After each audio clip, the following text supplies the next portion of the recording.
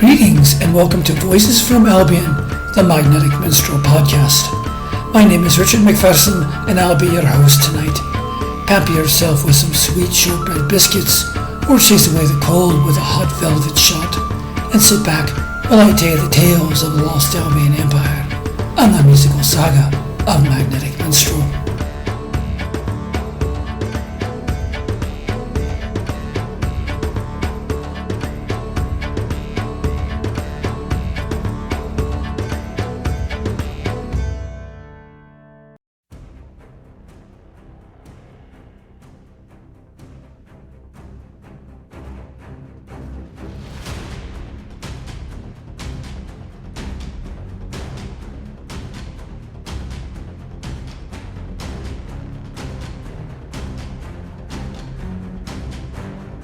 Episode 6, The Arch Druid Vandrel and the Lost Empire.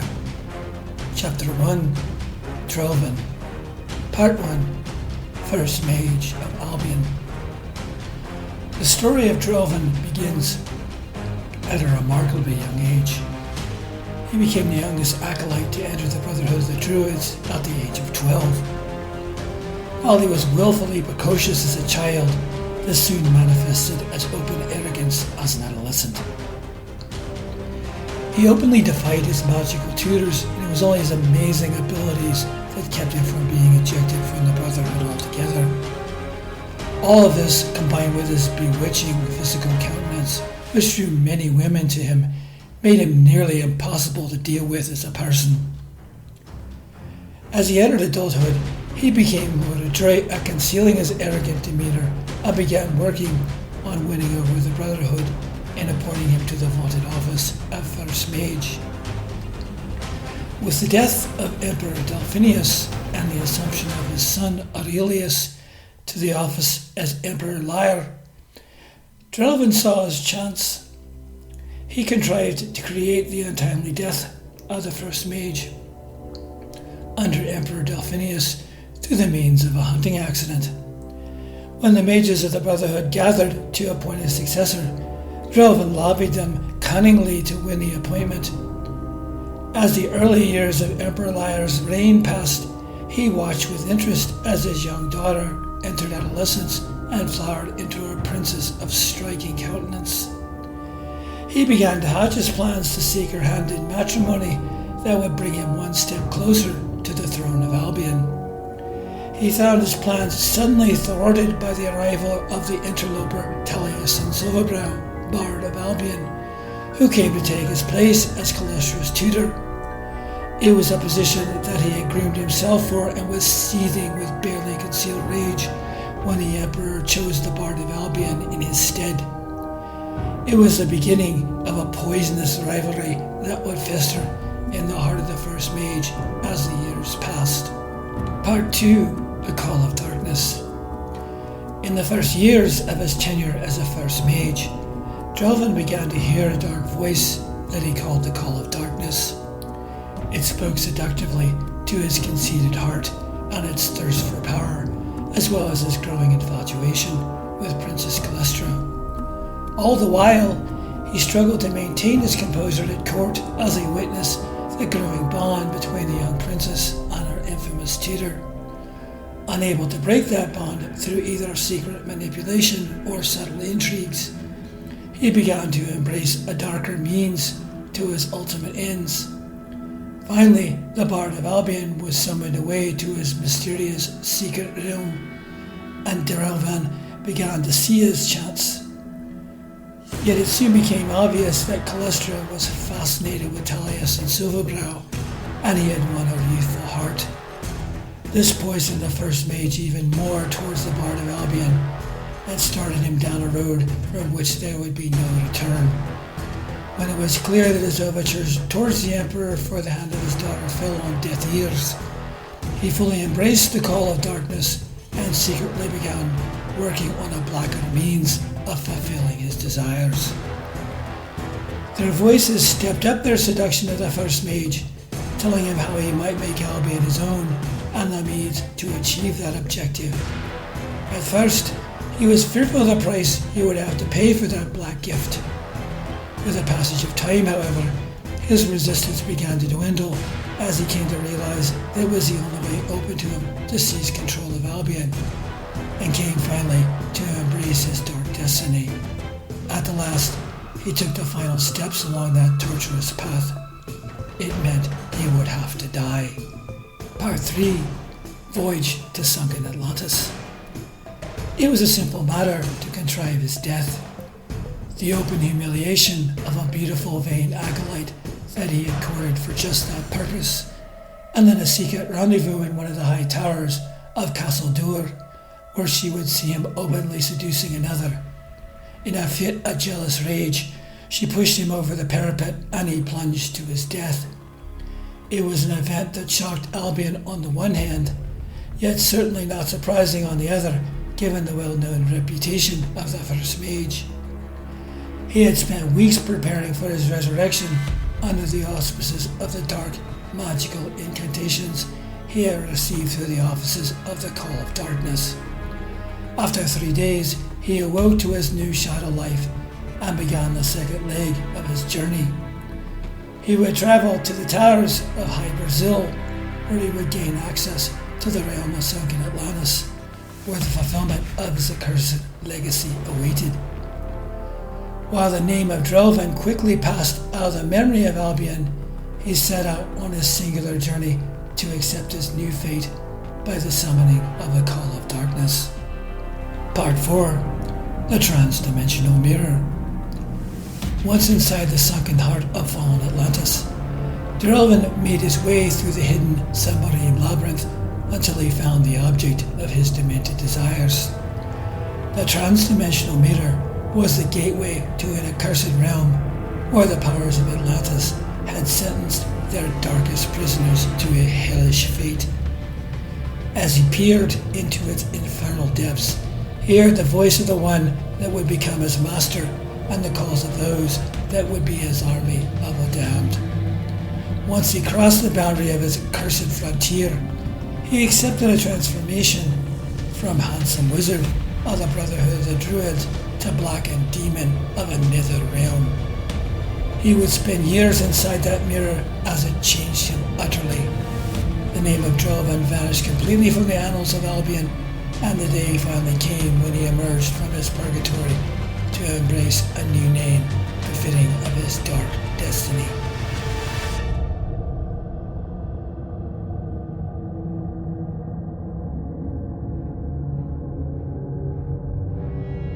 Chapter 2. Vandrel. Part 5. The Ring of Shadows.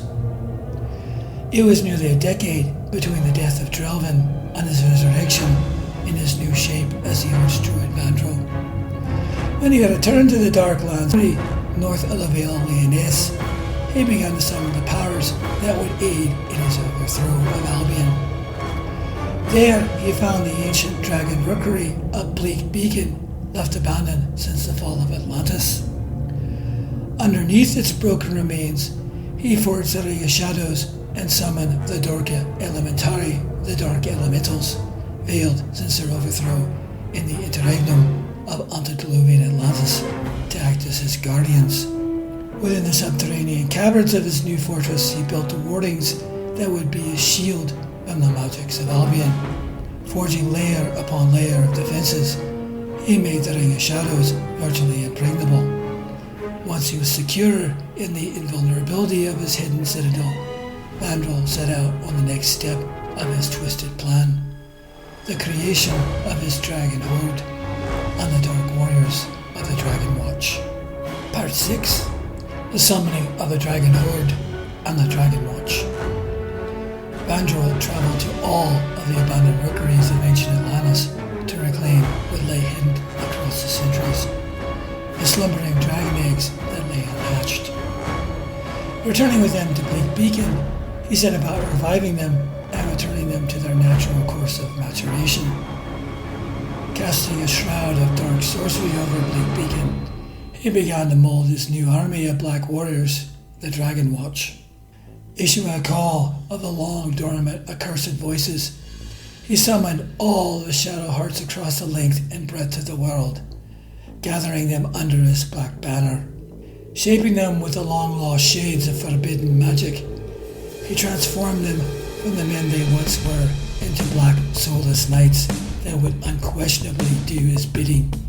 Once his dragon horde began to hatch, and the warriors of the Dragon Watch formed its legions at its side, Vandrel summoned a fiery tempest that would herald his arrival in the Vale of Lyonesse, and took the final steps to take what in his dark heart he assumed was rightfully his. Part 7. The Taking of the Empire. It was a black day in the Vale of Lyonesse when the skies grew dark and the shadow of the Arch Druid fell across its valley. Within moments, the tempest summoned by Vandrel swept over the mountains and began pummeling the earth with powerful lightning, the likes of which none had ever seen. On the heels of this came the onslaught of his dragon horde, which scorched land with their fiery breath. They rode the brow of the storm clouds that swarmed over the Vale of Lyonesse, and soon they began their assault on Castle Dor itself. The legions of Albion were no match for the dread sorcery and were annihilated under its incinerating touch. The fledgling wizardry of its magical officers fell quickly before the practiced black magics of the Arch Druid. There was no other choice save fleeing, and a frenzied flight began from the Vale of Lyonesse. Emperor Lyre and his imperial escort fell under attack as they left Castle Dor, and at the last moment, Princess Calestra was seized in the claws of a great black dragon.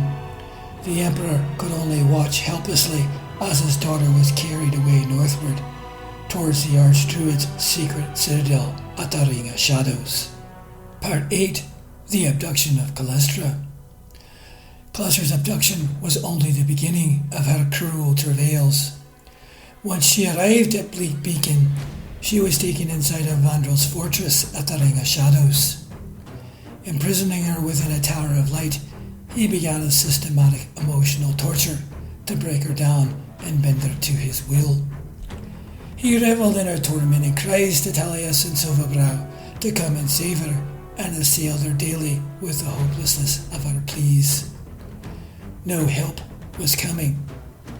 It was only when days passed into weeks and finally months that Vandrel realized that she was being sustained by some outside help that was not the Bard of Albion. Her spirit began to blossom into the full flower of defiance. Try as he might, the Arch Druid could not break his persecuted captive, and indeed Calestra remained ever rebellious. It was only when she managed a momentary escape from her luminous prison in the Ring of Shadows into the secret hidden realm of Talius and Silverbrow that Vandrel finally came to the epiphany of the identity of a secret ally who aided the captive princess. It was the voice of his dark master that spat out the name from his imprisonment inside the hellish realm of the trans-dimensional mirror, Queen Danu of the legendary Tiro de Danann.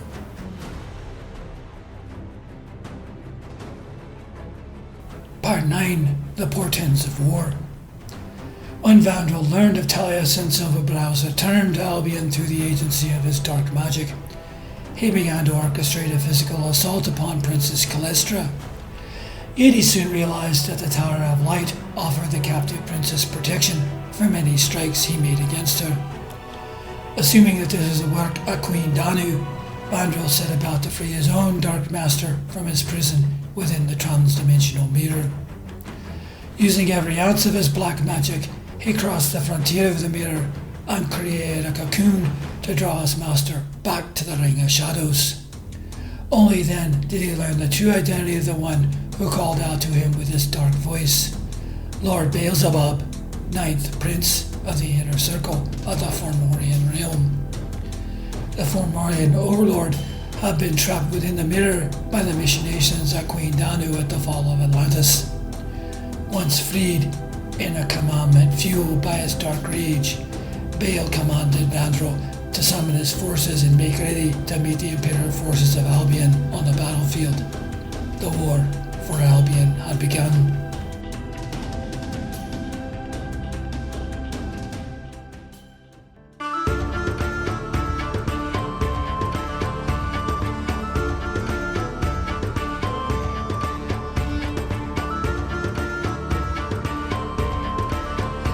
This has been Voices from Albion, the Magnetic Minstrel podcast. I hope that you have enjoyed the show and will tune in next time for the next episode.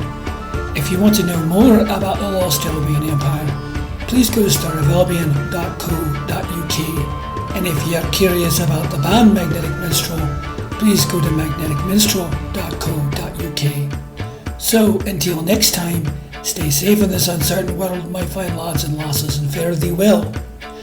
Voices from Albion, the Magnetic Minstrel podcast, is a production of Keramora Audio. Copyright Richard McPherson, 2020. All rights reserved.